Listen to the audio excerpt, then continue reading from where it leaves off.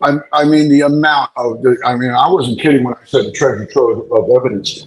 We're talking about Google searches, forensics that's computer forensics. That's just the tip of the iceberg. We're also talking, um, blood-soaked items recovered not only just from his home, but in a garbage can that he bought at Home Depot and at a dumpster, and also from the trash processing center. Right, and the dumpster was by his mom's house. Is that the same mom's house that he got lost going to? Yeah. Unbelievable. Jim Mutlow left around 1:30. Ryan Walsh and Anna Walsh went upstairs. He went back down to the kitchen about an hour later to clean it up. And then the impossible, the unimaginable, it didn't make sense to Brian Walsh. It was confusing. He never thought anybody would believe that Anna Walsh was alive one minute and dead the next. All he could think about were those three boys. What would happen to their three boys now that Anna is no longer here? What will happen if they think he did something bad to Anna? Where will those three boys go? And so, he told the story. He told lies. He tried to hide so he could hang on to those boys.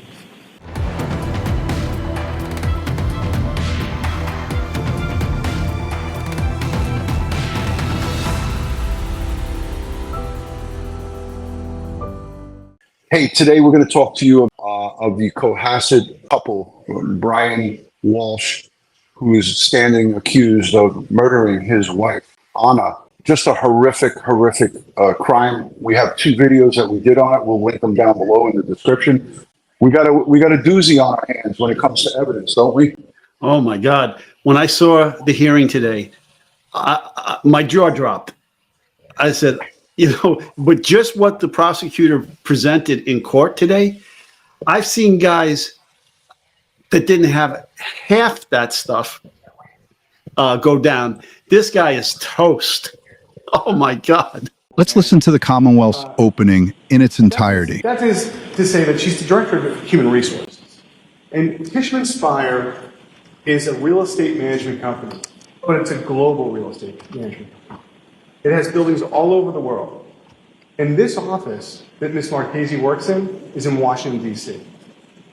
When she returned to her office in Washington, D.C. that morning, she was alerted that one of her coworkers' husbands was trying to find her coworker. The coworker was Anna Walsh, and her husband is Brian Walsh. Teresa Marchese knew Anna Walsh because she hired her. She hired her in February 2022 to work at the Washington, D.C. office of Tishman Speyer and to manage some of those buildings in Washington, D.C. She also knew that Anna Walsh commuted from Cohasset to Washington to work at Tishman Speyer, and that her husband, Brian, and her three children were still in Cohasset at this time. She also knew where Anna Walsh lived in Washington, D.C. Anna Walsh had bought a townhouse right near where Teresa Marchese lives in Washington. So when she heard that Brian Walsh was looking for Anna, she got concerned. And she spoke to her boss, Jeff Chubb. And the two of them went into a conference room and called Brian Walsh. Brian was calm, and he said that on January 1st, Anna left their Cohasset home for a work emergency and had to fly back to Washington, D.C. And he hasn't spoken to her since then. This is the longest they've ever gone without speaking. So, Teresa Marchese went and drove to Anna Walsh's townhouse. She took another employee with her, and on the way there, she had another conversation with Brian Walsh. Brian was calm, and he gave her the combination to the garage so Miss Marchese could get into the building. Miss Marchese got there. She was able to look in the windows. Nothing was broken. Nothing was out of order. She got into the garage. And she found some cardboard boxes that had yet to be unpacked, some car seats, no car, no Anna Walsh. Now the door from the garage to the home, that was locked. So she couldn't get inside. So, Ms. Marchese called Mr. Walsh back again. And she told him that she was going to loop into this conversation Tishman Speyer's global head of security, who also works in Washington, D.C. His name is Hugh Dunleavy. He's a retired Secret Service agent. Mr. Walsh is calm. Mr. Dunleavy is looped into this conversation on the phone, and Mr. Walsh's demeanor changes. He becomes very upset. Mr. Dunleavy calms him down, asks him a series of questions, and Mr. Walsh repeats. Anna left the home in Cohasset on January 1st to come to Washington, D.C. for a work emergency. Mr. Dunleavy follows up. Have you called the police? What is the local police department in your town? You live in Cohasset. You need to call the police. The call ends. Mr. Dunleavy works with the Washington police and helps facilitate them getting into the home in Washington, D.C., and Anna is not there. He also calls the Cohasset police just before noon on January 4th. And he reports Anna missing. Hugh Dunleavy from Washington, D.C. calls the Cohasset police, and that is the first time Anna Walsh has been reported missing to the police. And it was done just before noon on January 4th. And no one has seen her since January 1st. Over the next few weeks, it'll be the honor of Ms. Cusick, Ms. Yaz, and myself to represent the Commonwealth. And in that time, we will prove the defendant guilty beyond a reasonable doubt of the premeditated murder of his wife, Anna Walsh. And we're going to do that by presenting evidence. And evidence will come to you, as Her Honor pointed out, in two different forms. One is kind of tangible. You'll see photos of the family home in Cohasset at 516 Chief Justice Cushing Highway. You'll see videos from different stores. You'll see Anna Walsh's banking records. You will also see objects, like a Tyvek suit, like a hatchet, like a hacksaw. Now, in addition to those objects, you will hear from witnesses. Witnesses like Teresa Marchese and Hugh Dunleavy, who I just mentioned. You'll also hear from a group of witnesses that are Anna Walsh's friends and colleagues. They will tell you that Anna was 39 years old in January 2003. She was married to the defendant. She had 3 children. They'll tell you that she was a Serbian immigrant, that she came to this country and began working in the hospitality industry by working in hotels in Washington and Massachusetts, and that she transitioned to real estate. She got the opportunity to work for Jem Mutlu, who had his own real estate company. She actually wound up running that company for him. That was until February 2022, where she got what Brian Walsh would refer to as a dream job, where she got to work for Tishman Speyer, and she would make more money than she had ever made before in her career. She had purchased a townhouse in Washington, D.C., and she was expecting to have her family come with her. However, Brian and the children had stayed in Massachusetts.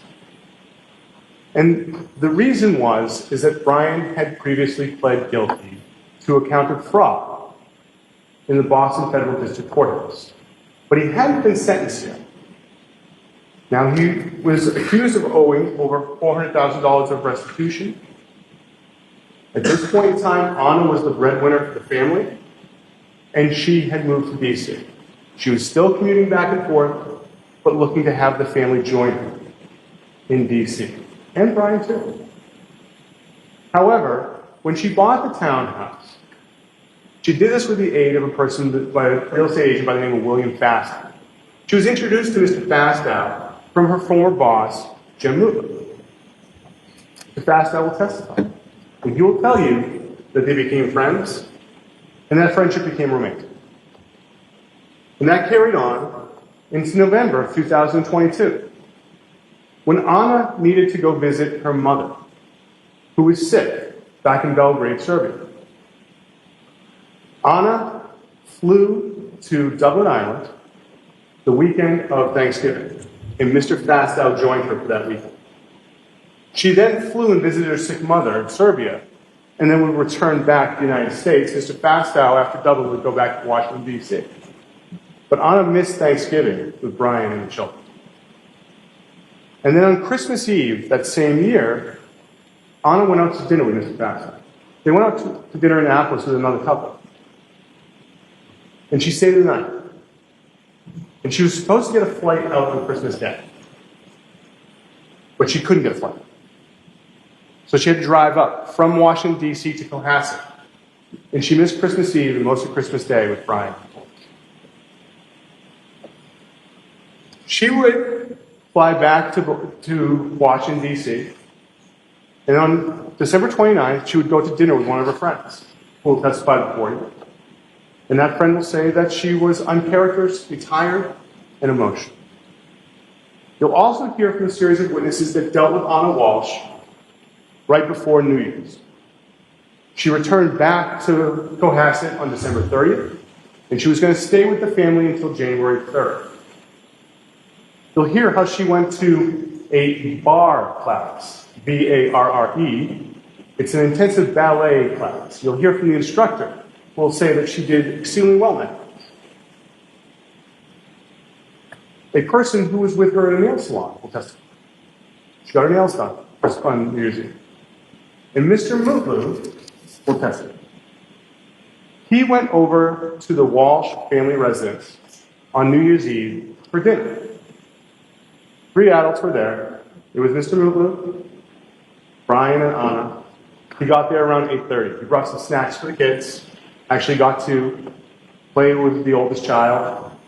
And he spent the night talking to his friends. He'd characterize them as jovial. They shared champagne. They weren't drunk. They were enjoying the new year. They actually signed the champagne box. And you'll see that, where they were looking forward to the new year. Brian cooked. Brian was attentive. Brian also said to Mr. Mutlu that night that he had lost his phone, it had been misplaced, but he had felt free as a result of it. Mr. Mutlu left that home on New Year's Day at 1:30 a.m. And there was no mention of a work emergency in Washington, D.C. that would require Anna to fly out or leave the family home at 6 or 7 a.m. that day. Now on January 4th, after Hugh Dunleavy had called the Cohasset Police Department, the Cohasset Police Department dispatched Officer Greg Lawrence to go speak to Mr. Walshe at his home. Officer Lawrence went. He was met outside by Brian Walshe. Brian Walshe informed Officer Lawrence that Anna had left on January 1st, had taken a Uber or Lyft to Logan Airport to fly out to Washington, D.C. for a work emergency. Gave her a phone number for Anna Walshe, described her as 5'2", that she was 39 years old, approximately 115 pounds. He hadn't heard her. Officer Lawrence went back to the Cohasset Police Department, worked with other Cohasset police officers, trying to find any connection to Uber or Lyft or local taxi cabs. Cohasset police would then begin a process of pinging Anna's phone. You're going to get to see the records from that, but essentially the process involves the cell phone carrier, in this case Verizon, sending a signal out to the phone to try and locate it. And the Verizon records will show that the last time that phone that belonged to Anna Walshe interacted with the network was shortly after 3 a.m. on January 2nd. And when it did so, it was in the area of the Walshe home. That same day, Cohasset police also tasked Detective Schmidt with investigating this case.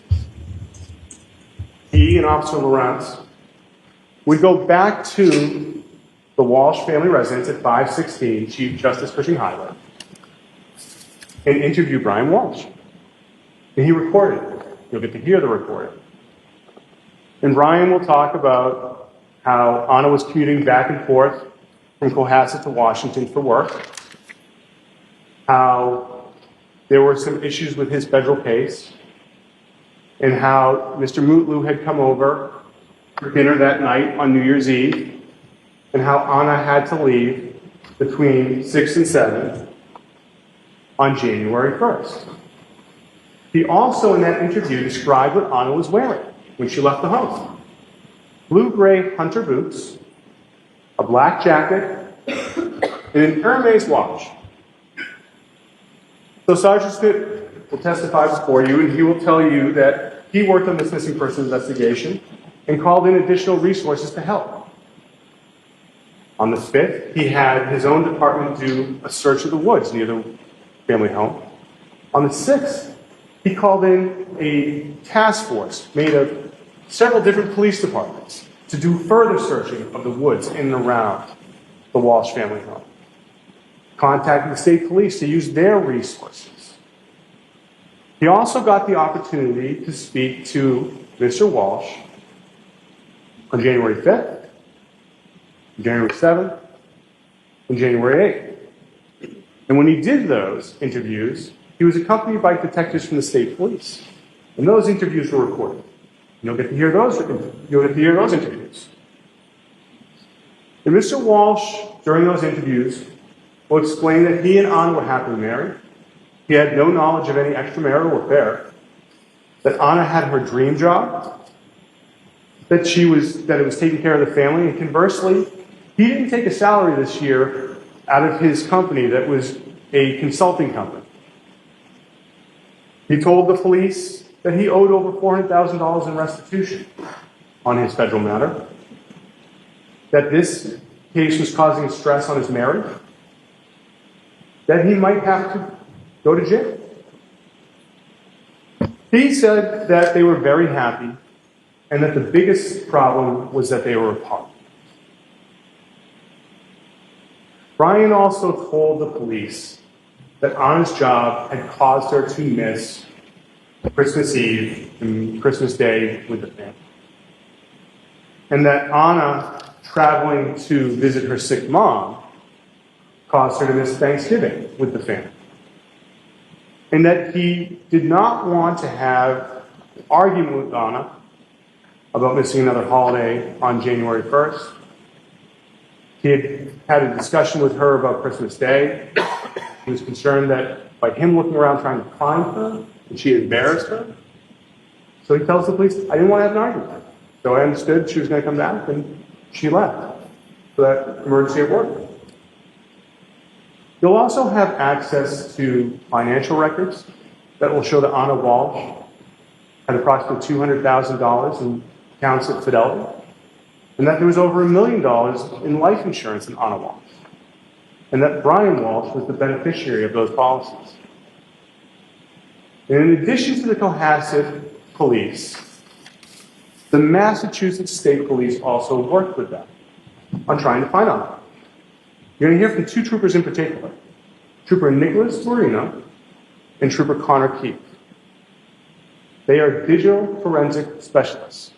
They have special training in examining computers, tablets, phones, and in this matter, they had the opportunity to examine a MacBook, iPads, and cell phones that were at the Walsh house.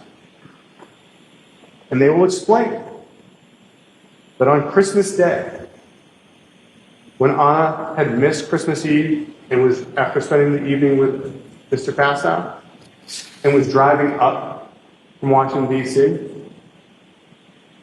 the cell phone that Brian Walsh was using looked up Mr. Fastow on the internet.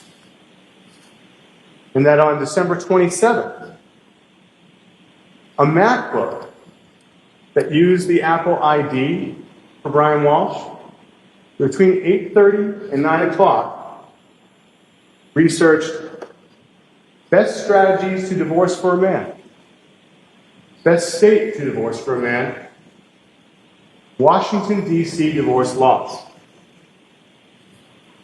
On December 29th, Brian Walsh's cell phone was researching buildings that Anna Walsh managed for Tishman Speyer and emergencies she had handled for them in the past. Trooper Guarino will also explain to you the internet history of that MacBook that had Brian Walsh's Apple ID beginning on January 1st. At 4:54 a.m., the MacBook searched best way to dispose of a body, and then went to similar websites for more than an hour. At 6:24 a.m., same day, the same device searched how long for someone to missing to inherit, how long missing to be dead, can you throw away body parts? Later on that morning, on January 1st at 9:33 a.m., the MacBook went to search how long does DNA last? And then an article, is it possible to clean DNA off a knife? 30 minutes later, the MacBook researched disposal of a cell phone. At 10:28 a.m., the MacBook researched, I am the user of my wife's credit card. She is missing. And again, on January 1st, at 11:28 a.m., it searched, best way to dispose of body parts after a murder. Trooper Guarino will explain the numerous websites and searches done by the MacBook in the morning and early afternoon on January 1st, and that these websites were about cleaning blood with ammonia, bleach, and hydrogen peroxide. Websites visited included those as whether it is better to throw away crime scene clothes or wash them. One site was entitled, You Want to Get Away with Murder? Use a Special Deterrent. This type of activity on the MacBook continued into January 2nd, when it looked up, how long does Lowe's keep security footage? How to saw a body. How to dismember a body. Can you be charged with murder without a body? Can you identify a body with broken teeth? The MacBook also visited websites for apartment complexes in Brockton and Chelsea. One in particular, Chatham West in Brockton. Brian Walsh told investigators that his phone, which was an iPhone 13 mini, had been misplaced and not found until the afternoon of January 2nd, 2023. When investigators examined that phone, they learned that it had been connected to a power source. It had been unlocked 4 times by either using the face or the passcode. Investigators will also tell you that the location data from that phone showed that it remained in the Walsh residence until the afternoon of January 2nd, 2023. However, there was another phone in the Walsh residence, an iPhone SE, which belonged to one of the children. When investigators examined the location data from that phone, they found that on January 1st, the phone traveled to a Walgreens in Cohasset, then to a liquor store nearby the defendant's mother's home, an apartment complex in Swampscott, to a CVS in Danvers, to a Lowe's in Danvers, and to a Stop and Shop in Swampscott. You will see the surveillance video from those stores. You'll see the video from Walgreens, where a white man with dark hair using a credit card buys Band-Aids and antibiotic. You'll see on the surveillance video at the CVS in Danvers that a white man with dark hair, now wearing a mask, buys hydrogen peroxide using cash. You will see the surveillance video from the Stop and Shop at Swampscott, where a white man then goes buys ammonia with cabbage. And you'll see the surveillance video from the Lowe's in Danvers, where a white man wearing a mask and dark hair buys several items that cost more than $400 using cash, including a Tyvek suit and cutting instruments such as shears, snips, and a hacksaw. The investigators will explain how the cell phone location data from the iPhone SE shows that it went to a Home Goods in the morning of January 2nd, and that Brian's iPhone 13 mini went to a Home Depot in Rockland in the afternoon of January 2nd. You will see the surveillance videos from those stores. You'll see a white man with dark hair at Home Goods buying scented candles and area rugs. And you'll see a white man with dark hair at the Home Depot buying more cleaning supplies. 20 pounds of baking soda, mop, buckets, and a hatchet. The investigators will also explain to you that Brian Walsh's cell phone on January 3rd was located near apartment complexes in Bronx. You'll see the surveillance videos from some of the apartment complexes, including one of Chatham West. You'll see someone going to the dumpster and then leaving. The investigators will also tell you that on January 5th, Brian Walsh's cell phone was in the area of dumpsters and a trash compactor by his mother's apartment complex in Swampscott, and that this was before he was interviewed by Detective Schmidt later that night.